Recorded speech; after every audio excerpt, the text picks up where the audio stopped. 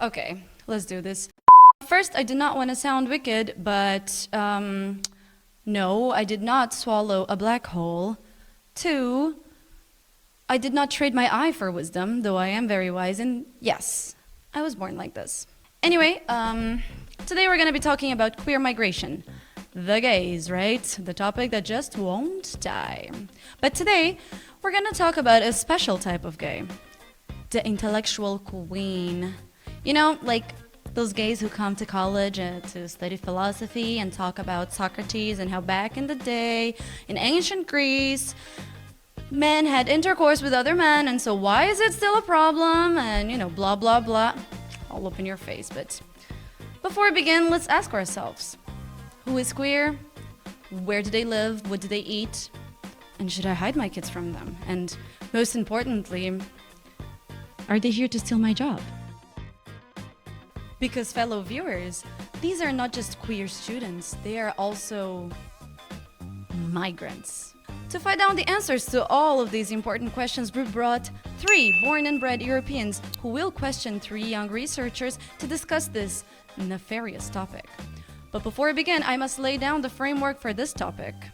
I know it's boring, but please bear with me and don't leave the video. I promise, if you stay with me and actually pay attention, I will show you a short compilation of small animals doing cute things after we're done. It's really good, you guys. I promise. Just stay with me, okay? Are you still there? Yeah? Okay, so let's begin. Like, you know, we asked ourselves earlier, who are the gays and what do they eat? But truth be told, they are people just like us and they eat whatever they want to eat. Just like you too, I hope. In any case, for the interviews, you will see our participants use the word queer and, like, you know, gay quite often. And for the purposes of this video, they mean the same thing, which is a spectrum of non-heteronormative gender identities and sexual orientations. Sounds good? That was a mouthful. Anyway, you probably already know what migration is by now, due to the mountains of, like, you know, news regarding this topic, so much conversation going on in the last decade.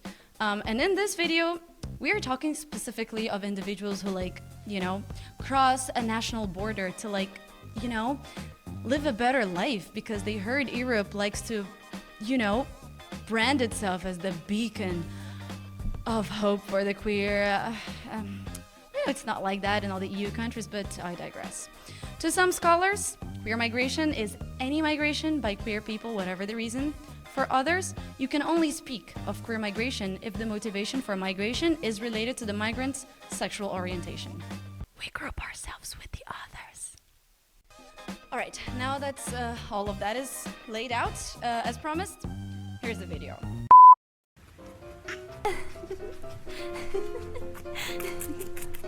Did you get stuck in a bag? Did you get stuck in a bag? And now, please let me introduce the first interviewer of the night, Mr. Hansi Schmidt. Hansi? Someone got him now? We'll begin in just a moment. Yeah, just a second. Here's 10 more seconds of cute animals. There you go.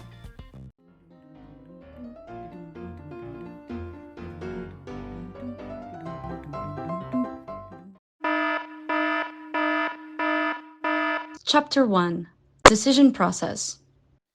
Grüß Gott, dear viewers. In today's world, it seems like every hour, every day, someone discovers that they are gay. There are so many genders and identities that I lost track. Not that I'm homophobic, mein Gott, nein. Yeah, I have gay friends and I just love them. Aber seriously, we need to think of our children and how these changes are making this world much more uncertain, yeah. Und we don't know what will be the next trend, yeah. And especially in Europe, the gays, they just seem to be taking over everything. The universities seem to be even importing gays now. What is that all about?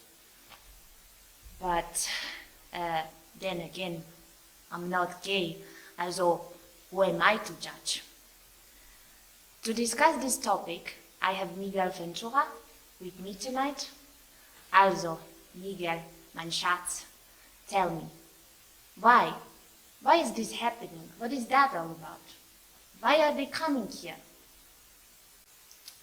So imagine you are in this place where you have all these feelings and thoughts, and there is this feeling that you just don't fit in and you would like to live in a certain way, except that is not possible at the place you are right now, because at the end of the day, you are surrounded by people, certain cultures, traditions, language, even religion, and all of that, whether you want it or you don't want it, has an impact on your life and how you are perceived.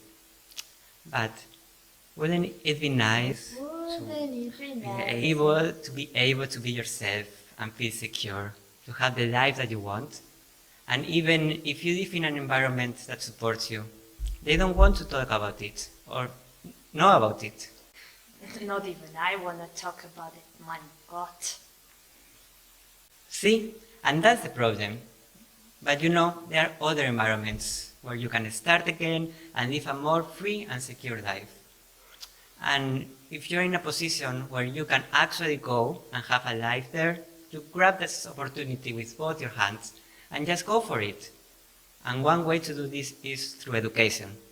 Old and traditional as this word is and sounds, it can actually be the most secure way to get out of your country. Yeah. But seeing it from my perspective, if someone wants to come and study here, they need to know, actually have a background in education, or that?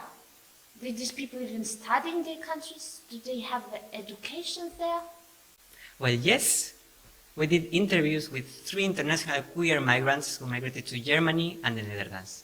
And what we noticed from these interviews is that all of them came from a very privileged place where they could even consider the option of pursuing higher education abroad. And this is important to mention because not everyone has this option. I mean, if you think about it, the sole fact that these people had access to uncensored media, friends, and information to even be able to reflect on their own position in life and to identify themselves as being part of the broad LGBTQI+ group is already a privilege. Other than that, 2 of them came from families with economic means that allowed them to pursue this higher education abroad. And the 3rd one had the network available to carry out the asylum-seeking process here in Germany in order to build his life there. Genau. Mhm. But why Deutschland and the Netherlands specifically? Well, there are of course several reasons for this.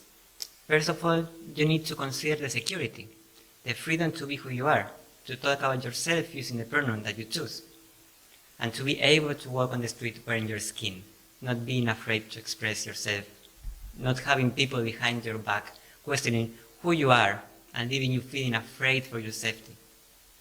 At the same time, you need to consider practical matters like the country's economic stability, its language, job prospects,